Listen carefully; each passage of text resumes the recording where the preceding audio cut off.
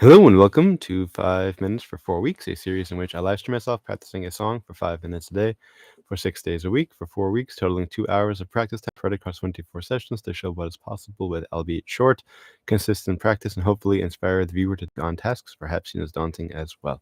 Today is day 1 of a new piece. The piece I have chosen is Cheap Tricks. I Want You to Want Me. A little bit of background about the piece as well as why I have chosen it. The piece came out in 1977. Trick, American band. It's from their second album, In Color. The piece, which most spoiler alert, people familiar with Cheap Trick know that it's probably their most popular song. After their original release in 1977, this song was not popular. Somehow it got a little bit more popular, or actually largely popular in Japan. And it was 2 years later, 1979, the concert, live at Budokan, that Cheap Trick was performing this song, and then the live album was released, and the live album was a much bigger success than In Color, the original studio release.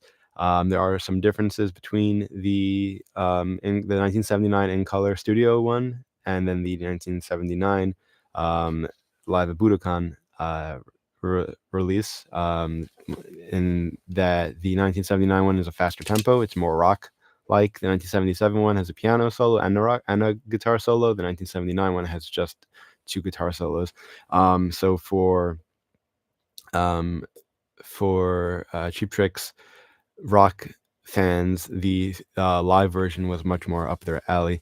Um, the Also, you can tell which one you're listening to from the very beginning, because the live one starts off with the lead singer saying the name of the next piece is "I Want You to Want Me," and then the song starts. So that's why it starts like that, with that introduction. The Nielsen, the guitarist, and Peterson, the bassist, criticized the original release, saying it was too lightweight. And then they actually did re-record it in 1997, but they never did release that version. So it was basically just the 2 main versions. I mean, there was a spoof later on, I Want You, I Want You for Christmas," but the 2 main ones are the original and then the live one. Um, it was supposed to be a pop song, not a rock song, almost a pop spoof, and the irony is that it actually has become one of these pop rock, classic hits. Billboard magazine found the live version to be high energy with an infectious melody and raspy guitar work. Record World said that has a catchy hook over a powerful rock rhythm line, and it placed 1979. It placed number 1 in Belgium. That's 1979. That's the live one. It placed number 1 in Belgium, Japan, and the Netherlands. So this song has become quite successful. Hi mom, hi dad, hi Haley. Thank you everyone who joined. Reason why I chose this song, Haley and I plan on going to a Heart concert next week. And who's opening for Heart but Cheap Trick? So I said, okay, I just did a Heart song. Let me do a Cheap Trick song. And I really wanted to play Surrender. I know Surrender from Guitar Hero 2. That's how I got acquainted with a lot of these rock songs. I wish I had known them beforehand, and I feel like it's kind of like almost like a cheating way to get acquainted with the rock, but I'm glad I got acquainted with it nonetheless. Anyway, that's how I learned the song Surrender, which is my favorite Cheap Trick song. I actually don't have the sheet music for that, but I do have the sheet music for I Want You to Want Me on every instrument: guitar, well, not the piano, I guess, but for the 1979 version, piano, guitar, and drums. Sorry, bass, guitar, and drums. And as you can see here, I got the bass. Reason for that also is because I plan on traveling, so it's easier to take. Actually, it's 2 reasons. I plan on traveling. It's easier to take a bass than the guitar. Um, Really, just in terms of the airplane. In terms of traveling, because the guitar gig bag I have does have knapsack straps, so it's easy to wear. But just in terms of getting it into the overhead luggage, it's just easier for everybody. Whether it's the crew on the airplane or the other passengers and whatnot. So that's just something I was considering. Another reason is, it sounds a lot worse than it is, but I don't have a thumbnail. I mean, I do, but the part that sticks out that I like to play with, um, basically, like, I closed the door on my finger a few months ago, and it's been slowly growing in, and I don't have any part that extends beyond my finger. So I can't do this with with my thumbnail. I thought about using a pick. I don't like picks, but for these thick strings, I can just use my finger like this, no problem. Or I could play it like a bass, like you're supposed to. But in either case, I'm okay with that. Anything else? I think that's really it. Oh yeah, another reason I chose bass over guitar. I'm like, oh, it should be a simple guitar song, and I'm like just listening it to in my head. Somehow I was just picturing power chords, like something like I want you to want, and it's not. I looked at the guitar music, and it is extremely complex. And then when I listen to the song itself, I'm like, oh yeah, I never really actually noticed that. But just going back to what the review said about it, raspy guitar work for sure, and powerful rock rhythm line, yeah. The bass, ironically, is probably one of the simplest bass arrangements I've seen, and I'm glad about that. I should hopefully be able to get through the whole piece. And I was like, oh, maybe I can learn another instrument, like, and then layer the drums or guitar on top. No way I can do the drums. Sorry, no way I can do the guitar. That's way too complex. I didn't actually look at the drums, but let's see what I'm able to do with the bass line. I did do the layering thing for only one song, and that was actually no. I've done multiple guitar lines for something like "How Soon Is Now." But have you ever seen The Rain? I did do guitar, learned that in a week, and then did piano for the other 3 weeks. Okay. Usually, now I swap the books. I want to keep the Brigade Harp book over here. It's a very special book. I don't want to put it on this shelf. But the bass book I'm doing, I believe, is this one. I do have 2 bass books. I think it's this one. Let's see. Yeah. Okay. I think the only song I've done from this book was the song I've done for live stream on the bass was I started off playing Beat It on the bass, and then I realized no, it's actually tuned down or something, so I ended up playing it on the guitar and just playing it whatever, it was like a D instead of an E something. Later in the proper place, or an octave higher, whatever it was.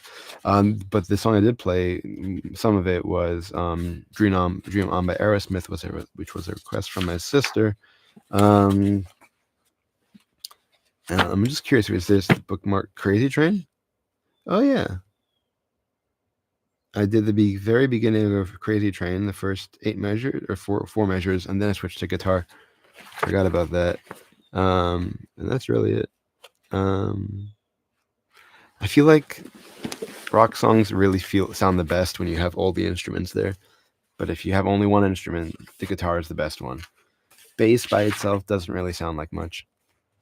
To the extent that, like, if you play a song without the bass, like you got the drums, you got the vocalist, you got the guitarist, you kind of feel like something's missing, but it's kind of hard to place.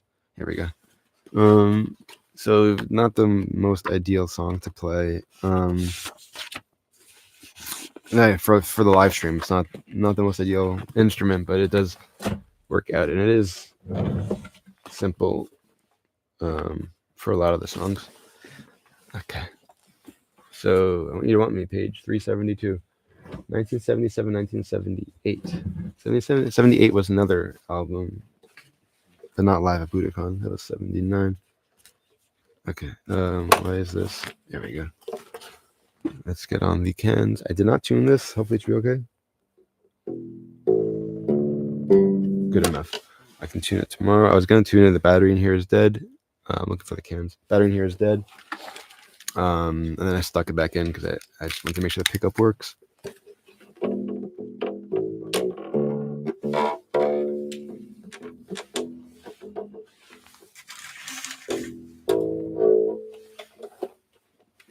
There's the can. I'm wondering if the...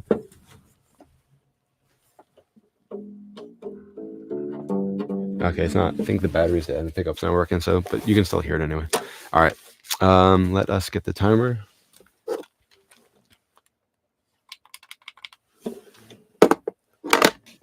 So I don't think I have a charger for this type of battery, so it needs to get a new one, or I can get a charger. Anyway, this should be okay for now without the pickup.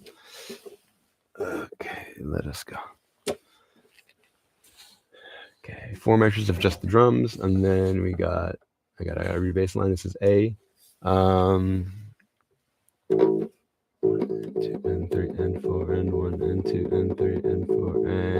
G natural. Okay, yeah, because we got 3 sharps. C, F, G, okay. And then all of a sudden G natural. So, right? No, G natural. G natural. F, G, yeah. So, 2 and 3 and 4 and 1. And then B. Sorry, D. Is just this open? No, it's just over here. Okay, good. 1, 2, 3, 4. 8 string bass. I don't have that. Okay. 1 and 2 and 3 and 4. 1, 2, 3, 4. And then 1, 2, 3, 4. Oh, 1, 2, 3, 1. Dotted half. Okay, 1 and 2 and 3 and 2. 1 and 2 and 3 and 4. And 1 and 2 and 3 and 4. 1 and 2 and 3 and 4 and 1 and 2 and 3 and 4 and 2 and 3 and 4 and 1 and 2 and 3 and 4 and 1 and 2 and 3 and 4 and then jumps up to top line. It's an A, but it's the higher A. Why am I on the 12th fret over here? I'm just sticking with it. 2 and 3 and 4 and 1. And then down to a G natural, which would be, sorry, G natural. Yeah, so 1 and 2 and 3 and 2 and 3 and 4.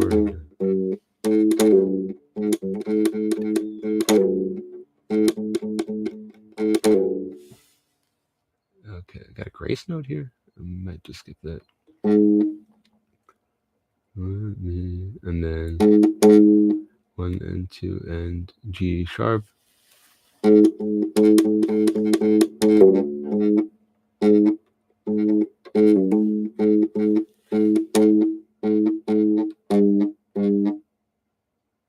And 4. 2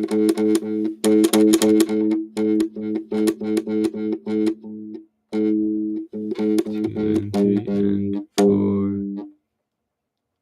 And then F and then E. F sharp, I'm assuming. Yeah.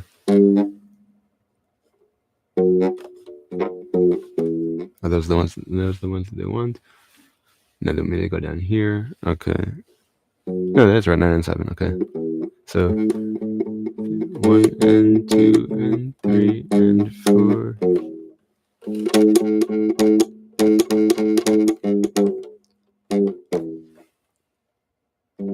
3 and. Or was that just a slide? That's a slide.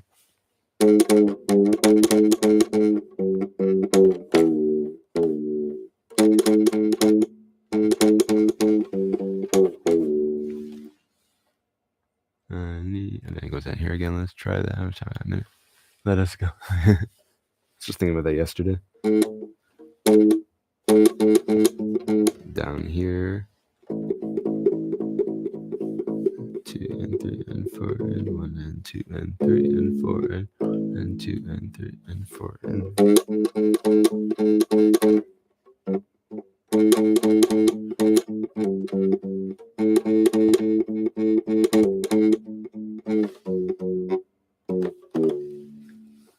and then back to that F sharp.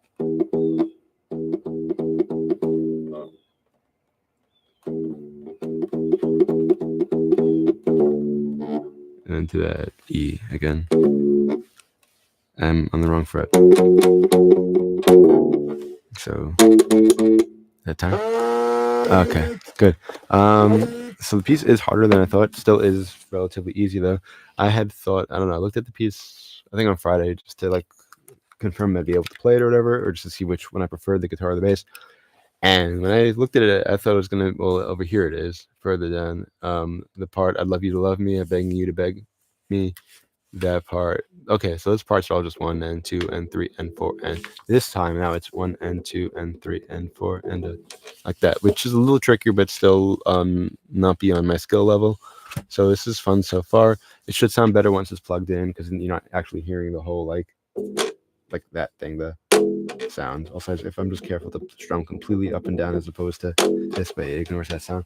Do need to get that new battery, hopefully, so that the pickup should work and the tuner should work. But overall, we're off to a fun start. Looking forward to this piece. Let's see how things go. I forgot to do the quotation of the day. Let's do that quickly. 11:23. I could just make one up. A penny saved is a penny earned. No, a friendship makes prosperity brighter. Just like when you're looking forward to like what your day has in store for you, what your life has in store for you, whatever. When you have friends, it makes that all better. You're looking forward, and you're saying, "Oh, I plan on seeing this person. I plan on seeing that person," etc. So there we go. So thank everyone who joined. Hope to see you all again tomorrow. Hopefully regular time, 7:40 a.m. Eastern time. A reminder that there is a link. Oh, and the regular live stream time is 7:40 a.m. Eastern time, Sunday through Friday. This week should be regular.